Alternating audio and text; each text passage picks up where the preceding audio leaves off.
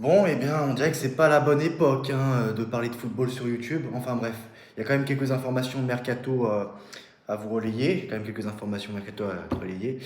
Alors, Ibrahima Konaté, après la décision de tourner la page Liverpool, ce contrat avec les Reds jusqu'en juin 2026, le défenseur français a désormais le choix entre le Real Madrid et le PSG, libre de choisir son avenir. Konaté se laisse encore du temps pour se décider. Et si les Madriennes partent avec une petite longueur d'avance, le joueur surveillera avec attention les performances parisiennes. En 2025-2026, en effet, si Paris marche aujourd'hui sur l'Europe, la poursuite de cette nouvelle hégémonie pourrait clairement faire pencher la balance en faveur du PSG. Luis Campos a déjà prévu de revenir à la charge cet hiver et il sera en position de force si Paris continue de régner comme il le fait actuellement, parce que bon, on sait, comme vous savez tous, comme tu le sais très bien, le Real Madrid adore cette nouvelle politique sportive de recruter pas mal de joueurs libres, même si bon, ça leur arrive des fois de tout casser leur tirelire, pour les Bellingham, pour les Houchen, pour Masson Chouano et bien d'autres joueurs. Et même s'ils ont mis quand même 10 millions d'euros pour Trent Alexander-Arnold, donc c'était pas si gratuit que ça. Sinon, Fenerbahçe prépare une offre de 15 millions d'euros pour Marco Asensio. Maintenant, la balle est dans le camp de Marco Asensio. Mais c'est toujours comme ça, quand un club veut mettre l'oseille, c'est le joueur, on ne sait pas s'il veut et le joueur veut pas. Quand le joueur veut, le club ne veut pas mettre de l'oseille. Donc la malédiction de vente pour le PSG continue, on dirait. À voir, ça semble bon. En tout cas, Fenerbahçe est très bien décidé à aider le PSG lors de ce mercato estival, en tout cas.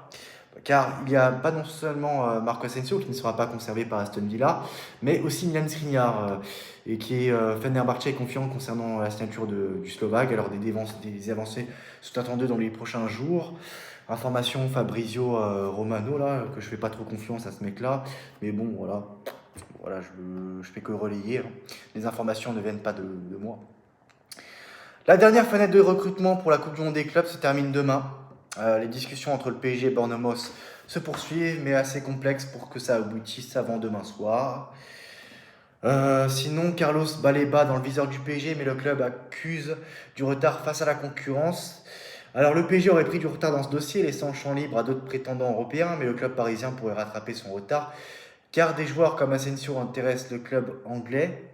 Un profil qui séduit Luis Campos et Luis Enrique, formé au LOSC. Carlos Baleba s'est rapidement imposé comme l'un des milieux terrain les plus prometteurs de sa génération. Transfert à Brighton en 2023, il a franchi un cap en première ligue grâce à son impact physique, sa qualité de récupération et sa capacité à casser les lignes balle au pied. Autant de qualités qui plaisent à Luis Campos, directeur sportif parisien qui le suit depuis ses débuts en Ligue 1. Alors un dossier ralenti par d'autres pistes, malgré l'intérêt confirmé du PSG, le club semble avoir mis d'autres priorités en haut de la pile, comme Rodrigo Mora ou Yazabarni, ce qui a laissé le temps à d'autres clubs, notamment de Bundesliga et de Serie A, de se positionner plus activement sur le dossier Baleba. Résultat, Paris ne mène plus la course et pourrait devoir rattraper son retard s'il souhaite réellement avancer. Manchester City, les 2000 ans et même le Bayer Leverkusen s'intéressent à ce joueur-là.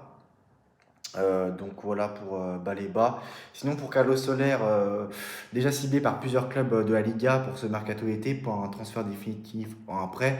Benfica est aussi intéressé pour Moukiel les prochaines étapes, retour probable cet été. Le PSG décidera ensuite de le conserver, le prêter ou le vendre selon son profil et à la demande. Pour le moment, seul un club d'Arabie Saoudite s'est montré intéressé. Pour Renato Sanchez, retour cet été, le club évaluera s'il souhaite continuer avec lui ou faire un autre prêt ou vendre. Des clubs turcs de Grèce, d'Espagne ou encore une fois d'Arabie Saoudite sont intéressés, mais pas d'offre pour le moment.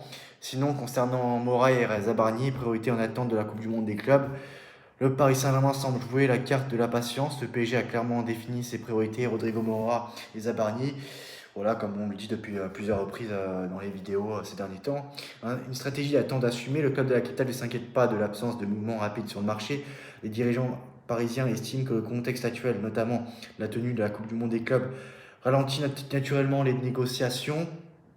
Plutôt que de précipiter les choses, Paris préfère attendre le moment important pour accélérer ses démarches et ça confirme ce que j'ai dit. Le PSG, je vous la montre. Voilà, plus le temps va avancer, plus ça va aller en la faveur du PSG. Alors voilà, encore une fois, il est autiste ou quoi ce mec qui relie les informations Rodrigo Mora et Zabarni ont de la liste, mais pourquoi le répéter plusieurs fois? Il est bête celui-là.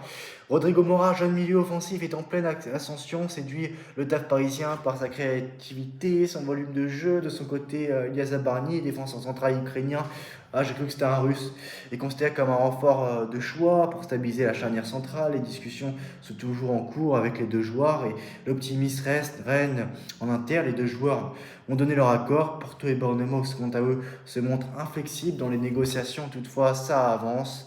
Une accélération imminente une fois la Coupe du Monde des clubs terminée. Les dirigeants parisiens comptent bien passer à l'offensive. L'idée est claire, finaliser rapidement ces deux dossiers prioritaires pour entamer la préparation estivale avec un effectif le plus complet possible. D'ici là, le PSG continue de travailler en coulisses, fidèle à sa stratégie, discrétion, efficacité et patience. Donc voilà pour les informations mercato. Et comme vous voyez, comme tu le vois, si bien le frigo est vide, très vide. Il n'y a pas grand chose à dire. Voilà, il n'y a rien à dire. En plus, il n'y a pas de Coupe du Monde des clubs. Il n'y a pas grand chose à se mettre sous la dent. Il n'y a pas de match. Il n'y a rien à dire. Il n'y a rien, complètement rien à dire. Donc voilà, c'est tout pour moi. On se retrouve très prochainement dans une nouvelle vidéo. À très bientôt. Ciao. Bonsoir à tous. Qui dit nouvelle journée dit nouvelle information mercato. Enfin, on va dire ça. Aujourd'hui, on parle d'un accord entre le PSG et l'OL pour Malik Fofana. Comme vous le savez bien, pris dans l'étau de la DNCG, Lyon est bien contraint de réaliser une belle vente avant de se présenter devant le gendarme financier du foot français. Malik Fofana pourrait ainsi filer au PSG pour apporter un peu d'air aux Guns. Le PSG pourrait profiter de la situation pour recruter Malik Fofana. Et oui, Luis Campos, le conseiller sportif du PSG, apprécie particulièrement certains profils du championnat de Ligue 1, deux joueurs à vocation offensive comme Magnus Akiouche et Malik Fofana, des joueurs offensifs capables de faire des différences comme Luis Campos César, mais le premier ne semble plus être vraiment une priorité pour le champion de France, qui semble vouloir miser sur la pépite du FC Porto, Rodrigo Mora. Pour le second, la situation financière de Lyon pourrait pousser les dirigeants parisiens à lancer une offensive pour recruter l'ailier de 20 ans, relégué administrativement en Ligue 2 par la DNCG. L'OL de John Textor a vu Nasser Al-Khelaifi, le président du Paris SG, venir à son secours en payant toutes ces échéances du transfert de Bradley Barcola. Et alors que le club olympien doit rapidement trouver 110 millions d'euros, les Rouges et Bleus pourraient poser un second acte fort envers les Guns en misant une forte somme pour recruter Fofana. En tout cas, c'est le souhait d'Elton Mokolo, le journaliste RMC Sport. Le PSG ne peut pas faire l'économie de se renforcer en attaque. En plus, c'est un marché dans le secteur offensif où il peut y avoir des opportunités très intéressantes pour coller avec ce que veut Luis Enrique. J'ai envie que le PSG continue à être agressif sur le marché des transferts. Je suis tout à fait d'accord avec lui. Moi, j'irai sur un ailier, j'ai des noms, voilà, 5-6 recrues faciles, je le dis à plusieurs reprises. Lancer le consultant de l'after-foot sur AMC. Il s'est passé des choses à l'OL et il y a un jeune joueur déjà international qui a de l'expérience de la Ligue 1. Moi, je vais sur Malik Fofana si je suis le PSG. C'est un joueur qui commence à avoir de la bouteille, qui est jeune. Après, il y a un autre joueur plus courtisé qui joue dans un énorme club, Rodrigo. J'ai vraiment envie que Paris ne se repose pas sur ses acquis et qu'ils aillent investir sur un joueur offensif cet été. Ajouter Elton Mukolo, mais c'est exactement ça. C'est exactement ce que je dis depuis plusieurs jours. Sous contrat avec l'OL jusqu'en juin 2028, le jeune international belge est évalué à plus de 30 millions d'euros par le site spécialisé Transfer Market.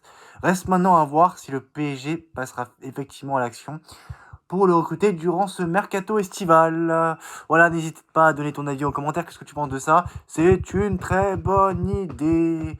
Ciao, dans une nouvelle vidéo. Mercato, ciao.